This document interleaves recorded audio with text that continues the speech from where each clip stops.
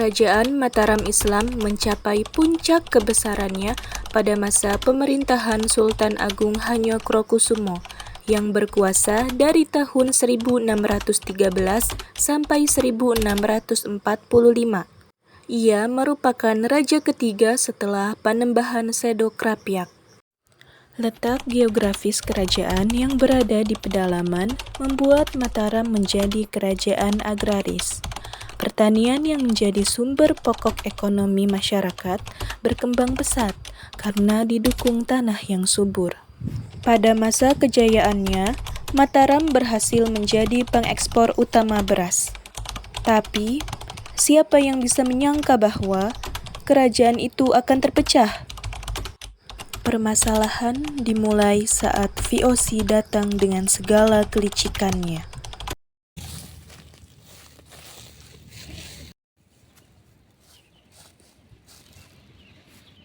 Mengapa kalian kemari? Perkenalkan, kami utusan dari Tuan Jipiko. Kami kemari diperintahkan untuk bertemu Sultan Agung. Baiklah, tunggu di sini sampai aku kembali.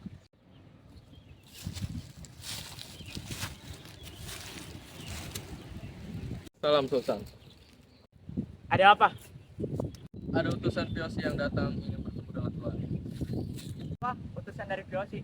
Ada apa orang-orang licik itu datang kemari? Hei prajurit, apakah kau tahu kenapa mereka datang kemari? Maaf Sultan, hamba sungguh tidak tahu. Sudah, segera ajak mereka kemari dengan rasa hormat. Baik Sultan. Silakan, kalian diperbolehkan masuk oleh Sultan. Prajurit itu segera memanggil Jenderal VOC dan mempersilahkannya untuk menemui Sultan Agung Hanyokrokusumo. Ada perlu apa kalian datang kemari? Perkenalkan, kami adalah utusan dari Tuan Jipiko. Dengan hormat, Tuanku meminta agar VOC dan Mataram bekerja sama. Sama seperti apa yang diinginkan oleh tuanmu? Apakah dia ingin Pulau Jawa tunduk dengannya? No. Kenapa kau berpikir seperti itu, wahai Sultan? Janganlah buruk sangka. Kita hanya akan bekerja sama dalam memerintah. Dan seperti apa yang kau maksud? I think seperti memerintah wilayah dan hasil bumi. Dan menerima tawaran mereka kepada mereka adalah orang licik yang tidak dapat dipercaya. Benar, Dinda. Hei Jenderal, kalau itu yang kau mau, segera kau pergi dari kerajaanku ini. Selama aku masih hidup, jangan pernah kau bermimpi untuk mengejarkan kaki di kerajaanku ini. How dare you? Baiklah, kalau keputusanmu seperti itu. Tapi jaga bicaramu terhadap Tuan. Lihat saja apa yang akan dilakukan oleh Tuanku terhadap kerajaanmu yang lemah ini. Tenang saja, aku tidak takut. Hei prajurit, bawa mereka berdua pergi dari kerajaanku ini. Baik Sultan. Pada tahun 1620, target utama Mataram bergeser ke arah kota Surabaya. Selama tahun 1620 sampai 1625, pasukan Mataram secara berkala mengepung Surabaya dengan 5 kali ekspedisi.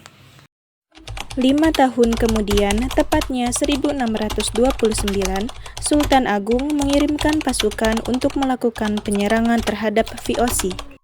Namun, serangan ini gagal akibat medan yang terlalu berat.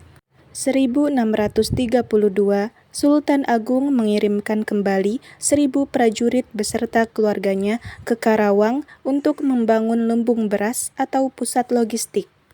Namun, saat merencanakan itu semua, ada seorang suruhan VOC yang menyamar untuk memata-matai mereka. Prajurit, segera siapkan perlengkapan untuk peperangan. Kita akan menyerang VOC. Baik Sultan.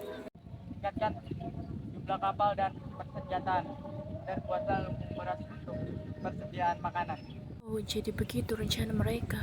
Namun, saat Sultan Agung menyiapkan peperangan, rencana itu diketahui oleh VOC yang dipimpin oleh Jipikoin. Lapor Tuan, kami mempunyai berita yang penting. Mataram sedang mempersiapkan pasukan yang ditujukan kepada kita, Tuan. Apa? Kurang ajar, apa yang disiapkan oleh Mataram? Mereka telah menambah jumlah pasukan dan membuat lumbung beras di Karawang, Tuan. Ini tidak bisa kita biarkan begitu saja. Apa yang harus kita lakukan, Tuan? Haruskah kita menghabisi warga Mataram? Tidak, belum. kita pertama-tama harus menghancurkan rumah Mataram yang ada di Karawang. Dan kita harus mempersiapkan senjata untuk menghancurkan Mataram. Baik, Tuan. Penghancuran rumah warga pun mulai dilakukan oleh VOC dengan tanpa rasa belas kasihan.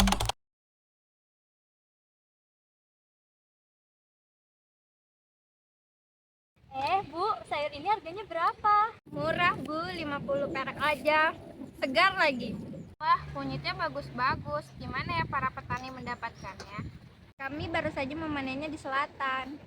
Oh, pantas saja. Di sana kan tanahnya sangat subur. Pasti hasil panennya sangat bagus-bagus. Kalian melihat kedatangan VOC tidak ke pelabuhan dagangan kita? Iya, tadi aku melihatnya banyak sekali prajurit yang datang. Hei, mari kita pulang. Tadi aku melihat banyak tentara VOC yang mengarah sini. Hah? Apa iya?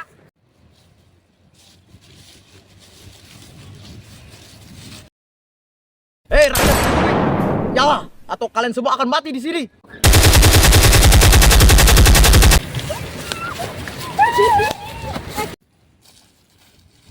Kami telah menjalankan perintah Anda, Tuan. Rumah warga semuanya telah tak tersisa. Bagus, Komandan. Siap, Sir. Pastikan tidak ada yang tersisa bagi Mataram. Sampai Mataram membawa pasukan yang lemah ke Batavia.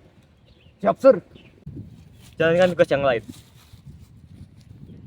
Sementara itu, kondisi di Mataram sangatlah buruk. Mataram lalu melakukan penyerangan terhadap VOC dan menuju ke Batavia. Tetapi penyerangan itu gagal. Sultan, apa lagi yang bisa kami lakukan? Kita sudah kalah, Sultan.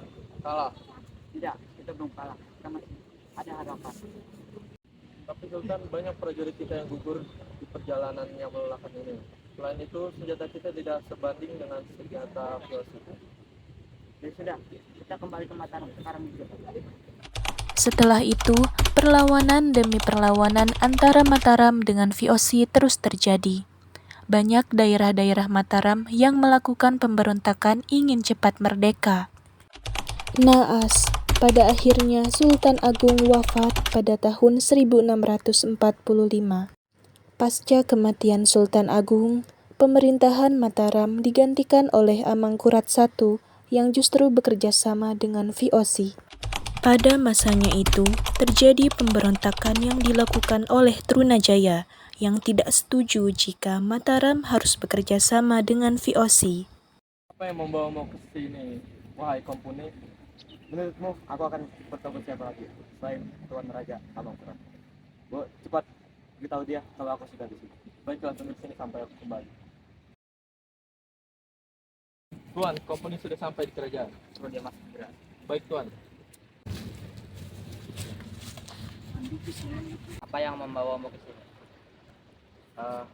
Saya tidak akan bertele-tele lagi, wahai Amangkurat. Saya kemari hanya untuk memberi penawaran. Tawaran apa itu? Jika kamu menyerahkan beras kerajaanmu kepada kami akan memberikan keuntungan yang besar. Keuntungan besar apa yang kamu berikan? Sehingga aku harus menerima tawaran tersebut. Aku akan menjanjikan perluasan wilayah kerajaanmu jika kamu menerima hasil penawaranku. Tapi bagaimana caramu untuk memperluas kerajaanku? Kamu lupa ya, Amangkurat. Kalau aku mempunyai perdagangan yang luas.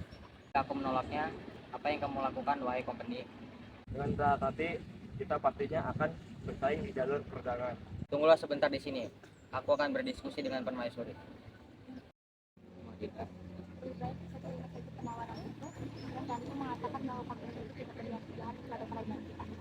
Keyakinan Dinda. Percayalah kepadaku, wahai Kakanda. Baiklah. Karena itu berat bagiku. Baiklah, saya terima tawaran itu asal dapat mensejahterakan rakyatku. Ini Tuanku Amangkurat. Tuan Trunajaya ingin bertemu dengan Anda. Trunajaya, aduh, kenapa dia kemari? Baiklah, silakan dia masuk dan bawa dia kemari. Penyerangan saudara Trunajaya jauh-jauh dari kemari. Apakah ada yang dibicarakan? Siapa dia? Buat apa dia di sini?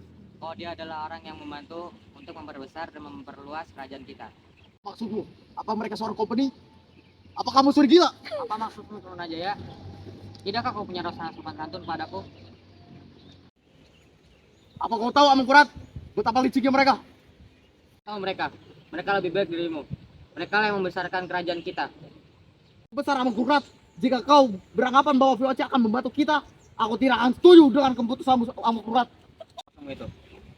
Sudahlah, kau diam saja. Aku tidak membutuhkan pendapatmu.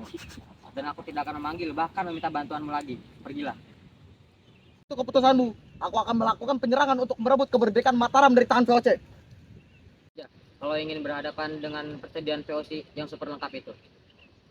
Baiklah, kalau begitu Amangkurat, aku dan pasukanku akan melawanmu dan memusnahkanmu. Prajurit, amankan permaisuri.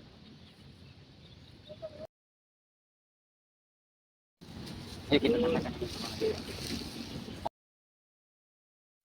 Akhirnya, terjadilah pemberontakan yang dilakukan Trunajaya terhadap Mataram karena tidak setuju dengan keputusan Amangkurat I.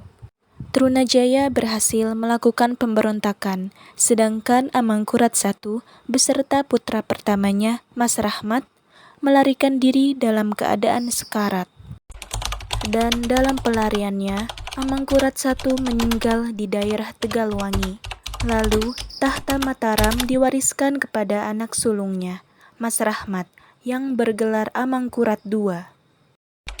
Setelah Amangkurat wafat, terjadi peristiwa perjanjian Giyanti antara VOC yang dipimpin oleh Hartig, gubernur VOC untuk Jawa Utara, dan Pakubuwana III, serta kelompok Pangeran Mangkubumi.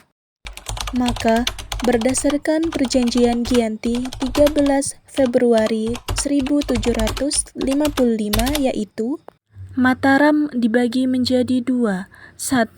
Kesultanan Yogyakarta oleh Mangkubumi yang bergelar Hamengkubuwana I. 2. Daerah Kesultanan Surakarta oleh Susuhunan Pangkubuwana III. Lalu, pada tahun 1757, dengan intervensi Belanda dan berdasarkan perjanjian Salatiga, Kesultanan Mataram dipecah menjadi 3, yaitu Kesultanan Yogyakarta, Kesultanan Surakarta, dan Mangkunegaraan. Pada tahun 1813, Kesultanan Yogyakarta dipecah lagi menjadi 2, yaitu Kesultanan Yogyakarta dan Pakualaman.